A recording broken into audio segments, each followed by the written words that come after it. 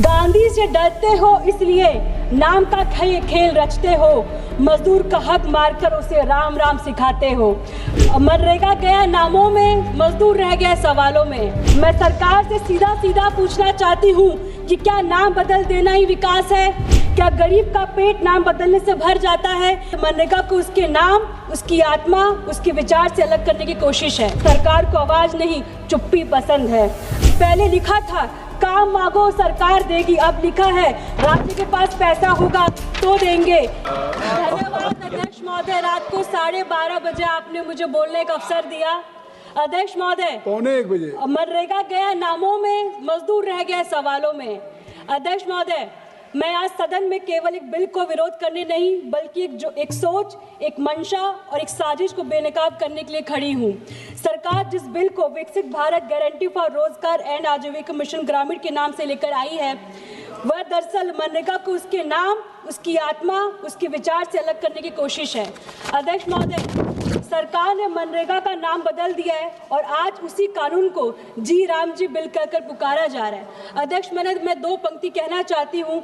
गांधी से डरते हो इसलिए नाम का खेल रचते हो, गांधी से डरते हो इसलिए नाम का खेल रचते हो, मजदूर का हक मारकर उसे राम राम सिखाते हो। महलों की चमक में तुम गांव की भूख भूल गए, जुमले परोस कर खुद को असली भक्त बताते हो।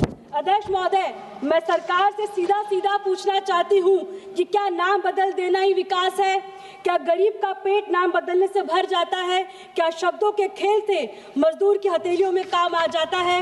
अध्यक्ष महोदय, जिस गांधी ने मजदूरों के लिए अपना जीवन समर्पित किया, जिनके आखिरी शब्द हे राम थे, आज आपने उनके मजदूरों के अधिकारों से ही बेदखल कर दिया है। सच ये है कि गांधी जी का नाम इसलिए हटाया गया है क्योंकि गांधी जी मजदूरों की आवाज थे और सरकार को आवाज नहीं, चुप्पी पसंद है। गांधी जी ने सिखाया था कि भारत की ताकत महलों की दीवारों में नहीं, खेतों की मिट्टी और पसीनों से भरे हाथों में होती है। आज आपने गांधी जी को कानून के नाम से हटाया और उसी दिन मजदूरों को हक से बाहर कर दिया। यही है आपकी असली नीयत। अध्यक्ष महोदय, मनरेगा से मजदूर अधिकार मांगता था, नए कानून में मजदूर कृपा मांगने का मजबूर है। अध्यक्ष महोदय, पहले लिखा था काम मांगो सरकार देगी, अब लिखा है बजट होगा तो मिलेगा, डेटा सही होगा तो मिलेगा, राज्य के पास पैसा होगा तो देंगे। यानी अब रोजगार हक नहीं, सरकार की मर्जी बन गया है। अध्यक्ष महोदय, सरकार ने कहा 125 दिन काम देंगे, पर मजदूर जानता है दिन कागज पर बड़े हैं, पैसा जमीन पर घटे। अध्यक्ष, मुराद को बोलने दीजिए, मौका दे दिया, बोलने दीजिए।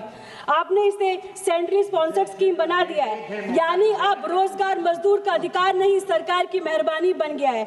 यह विकसित भारत नहीं, यह केंद्र की जिम्मेदारी से पीछे हटना हुआ। अध्यक्ष महोदय, मैं यही कहूंगी